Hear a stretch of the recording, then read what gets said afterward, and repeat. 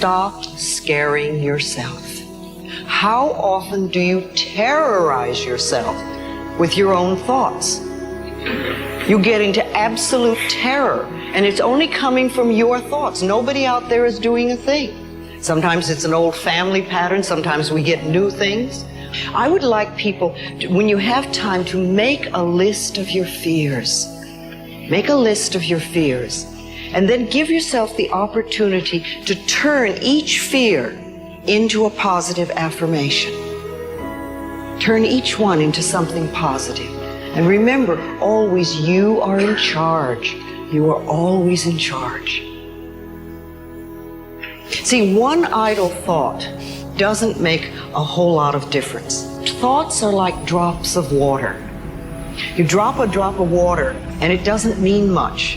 But if you keep dropping and keep dropping, you get a puddle on the floor, and then you can get a little pond and a lake, and finally you can create an ocean.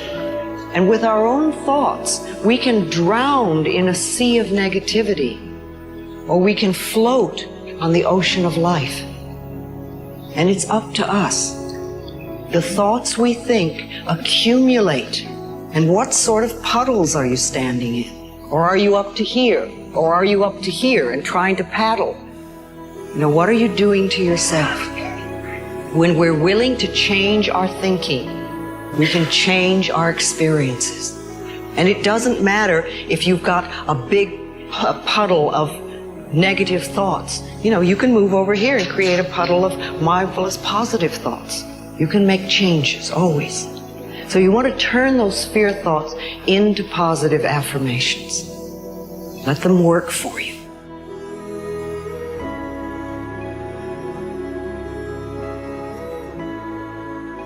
When we think we are unworthy, it means that for some reason we believe that we have to prove we have a right to our space on the planet, in life, as we are, being who we are.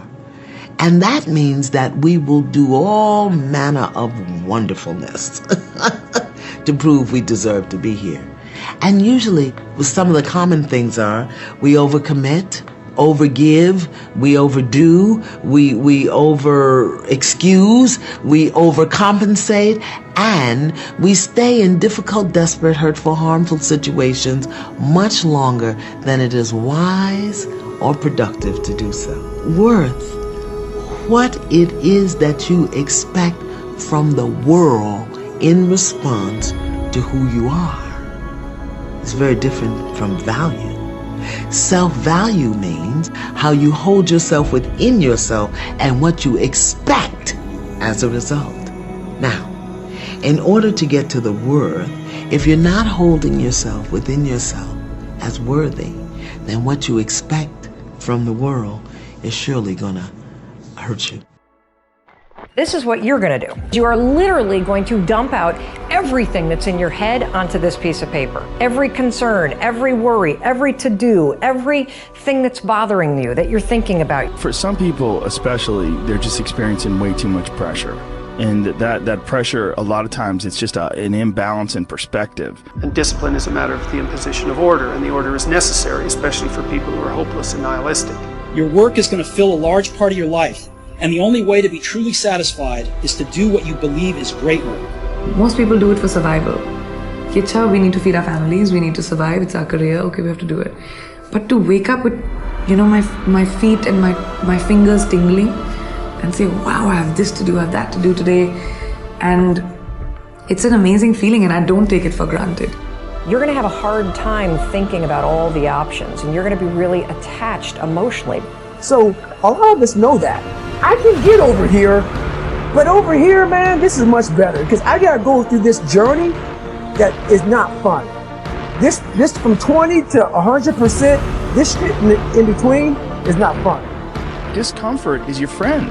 It really is. Like discomfort and not being happy and content with certain situations in life or certain feelings in life, they're massive motivators, and they're amazing at facilitating change. Everything else is secondary. Were the words, Stay hungry, stay foolish. It was their farewell message as they signed off. Stay hungry, stay foolish. And I have always wished that for myself. Well, it is scary. I will always say that, especially business, because it's a very scary place to be in. It changes, it goes ups and downs, it has so many ups and downs. To be successful, you have to be able to walk away from a deal. You have to. If you want it bad enough, then people are going to give it to you at buttons, If you think it sucks when it's bad, you have losing, pessimistic DNA. And if you think it's awesome and phenomenal, you have optimistic, winning DNA. And I believe that to be true. And so that's where we're at. That's why people got to understand what is in us. We have no idea until we start trying hard.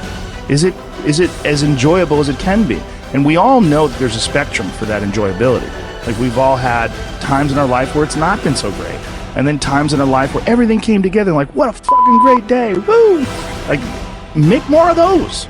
And the discipline part, you don't hear a lot about. That's the things people do when nobody else sees. That's when you win.